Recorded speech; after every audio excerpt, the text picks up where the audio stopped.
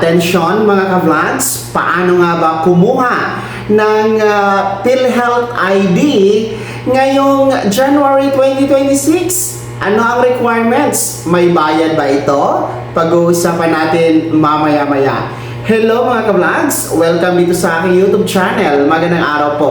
Sa lahat ng mga manonood, saan po kayong dako sa mundo? Kumusta mga ka-vlogs? Eto nga, ituturo ko sa inyo kung paano nga ba kumuha ng PhilHealth ID. Ngayong January 2026, ano-ano ang mga requirements? May bayad ba ito? At sino-sino ang pwedeng kumuha? Lahat ng yan, isa-isahin po natin mga ka-vlogs.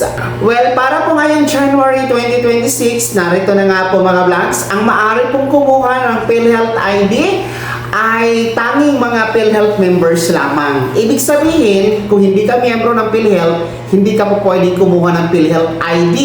Kailangan nyo muna magpamiyembro. Well, sa ngayon kasi, meron tayong dalawang paraan paano kumuha ng PhilHealth ID.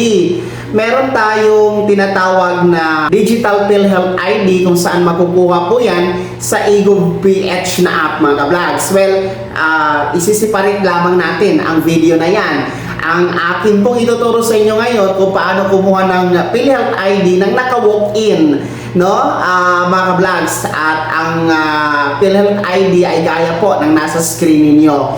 Well, una nga po, dapat SSS member kayo. Pangalawa, dapat kayo pumunta sa pinakamalapit na PhilHealth office or PhilHealth site na andyan po sa inyong lugar. Tapos pagdating nyo po sa PhilHealth branch, no, ay sa gwardiya pa lang mismo mga ka-vlogs ay bibigyan na po kayo ng guard, no, ng slip, no, ng request slip mga ka-vlogs, kung saan i-check nyo po ang ang gusto nyo pong kunin kay SSS. So, since PhilHealth ID po ang inyong kukunin, ay i-check nyo lamang po doon yung PhilHealth ID. And then, lagyan niyo po ng kompletong pangalan, address ninyo, petsa mga ka-vlogs. And then after that, pipila kayo kasi may pila yan.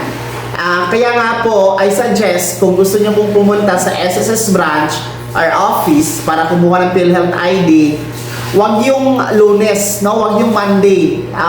Pwede Huwebes or Friday kasi kukunti lamang ang pumupunta doon, no? So pipila kayo papunta po sa counter, no? Kasi depende kasi yan sa branch kung gaano karami po ang kinikater at depende po sa branch, no? Kung gaano kabilis yung transaction o kadami po ng mga counters. So after doon sa pila, ang pinaka-last dyan is yung counter na mag-i-issue po ng inyong PhilHealth ID. So, tatawagin naman po kasi may number kayo mga ka-vlogs. So, tatawagin po kayo, tatawagin yung pangalan nyo. Makinig lang kayo mabuti kasi minsan hindi po naririnig dahil sa ingay sa loob. So, after that, matawagan yung pangalan, available na po ang inyong PhilHealth ID. No, yan po ay hindi pa naka-laminate, no? Hindi pa yan laminated. Ikaw na po ang magdidikit ng inyong 1 by 1 picture, tapos pirmahan nyo bago po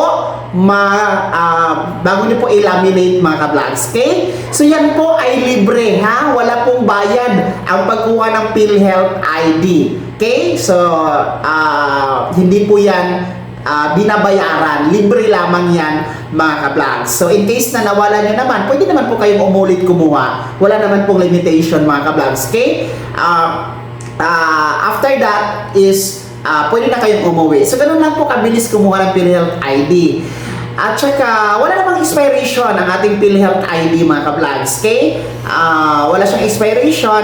At saka at the same time, secondary valid ID po kasi ating PhilHealth ID. So hindi siya primary valid ID, no? Hindi siya magagamit sa pagkuha ng passport.